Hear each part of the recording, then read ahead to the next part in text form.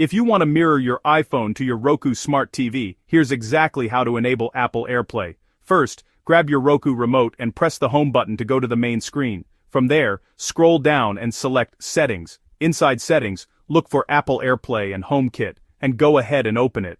Once this menu appears, make sure AirPlay at the top is turned on. If it's currently off, just highlight it and press the OK button in the center of your remote to enable it. Now that AirPlay is turned on, let's connect your iPhone. Unlock your iPhone and swipe down from the top right corner of the screen to open the control center. Look for screen mirroring, which looks like two overlapping rectangles, and tap on it. You should now see the name of your Roku TV in the list. Tap on it, and a 4-digit code will appear on your TV screen. Enter that code on your iPhone, and once you confirm it, your iPhone screen will instantly mirror to your Roku TV. At this point, you can view your photos, videos, apps, and just about anything else right on the big screen.